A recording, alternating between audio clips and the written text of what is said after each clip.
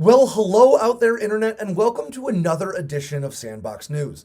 My name is Alex Hollings. I'm a Marine Corps veteran, a journalist, and the editor around here, and today I'm going to take you through 5 of our top stories from the past week. So without any further ado, let's get into it.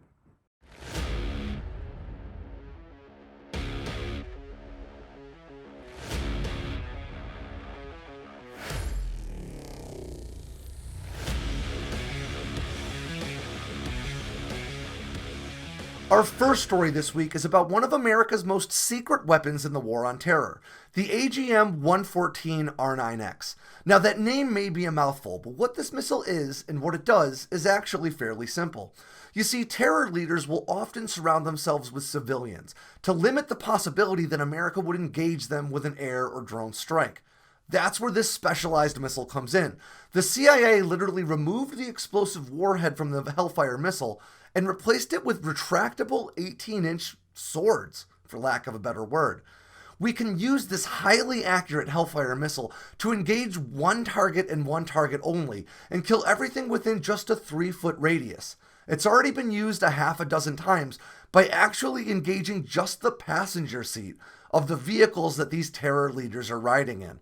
Now, there's still a lot of secretive information that we can't access about this missile, but if you're interested in learning more about what it is, what it does, and what it looks like, you can read about that right now on Sandboxx News. Our next story this week is honestly hilarious, and it's all about North Korea's senior-most military leaders. You see, earlier this week, KCNA, which is a North Korean state-owned media outlet, released pictures and footage of Kim Jong-un presenting his senior generals with pistols to commemorate the 62nd anniversary of the Korean War armistice. Now, that's not the funny part. The funny part is just how inept all of these generals seem to be with pistols. As you sift through the images, you can't help but notice these generals exercising terrible trigger discipline, flagging one another and their supreme leader with the weapons, and often just holding them like they've never seen a pistol before. You can't make this stuff up, and I cannot describe it funny enough to do it justice. You're going to have to check out the story and take a look at the pictures for yourself to really get an appreciation for how ridiculous this whole turn of events really was. For our next story, we go to F-35 pilot instructor Justin Hazard Lee, who tells us all about what it was like to learn to dogfight in the F-16.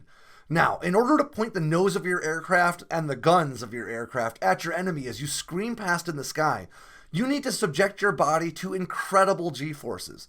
Justin explains that as he was doing it, the G-forces that he was pulling gave him tunnel vision to the point where it seemed like he was aiming through a toilet paper roll. This story is incredible and a must-read for anybody who likes fighter jets or just wants to learn more about what combat really is like in the sky. And you can read it right now on Sandboxx News. Next up this week is our story about the Marine Corps being issued brand new robotic exoskeletons. Now, anybody who's seen Aliens or any of the Iron Man movies knows full well what a game changer this exoskeleton technology could be. But unfortunately, real life isn't really there yet. So instead of combat, these suits are going to be tested for logistics purposes. The idea is that Marines at places like FOBs, which are forward operating bases, don't have forklifts and other heavy lifting equipment to move their gear off of the skids when they're delivered. This suit could help one Marine do the work of 4 to 10 Marines right now. And that's a huge deal when it comes to making things happen quickly in dangerous environments.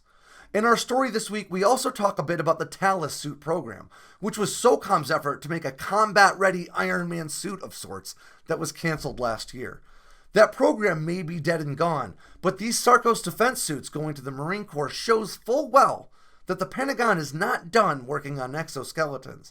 I highly recommend you give this story a read, and you can find it right now on Sandboxx News.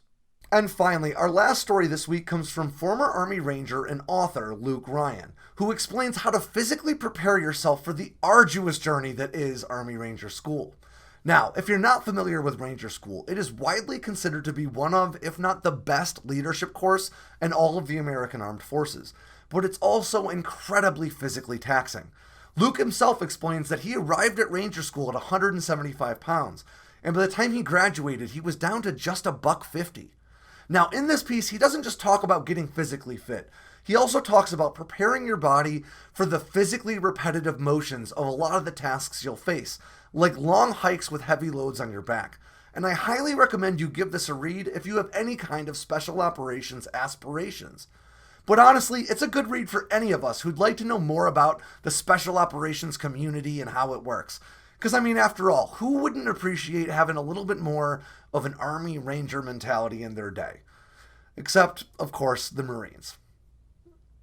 And that about does it for another edition of Sandboxx News. Make sure you click like and subscribe down below this video and leave me a comment. I read them all. If you click that bell notification icon, it'll let you know anytime we release new videos, and we have some incredible stuff coming your way.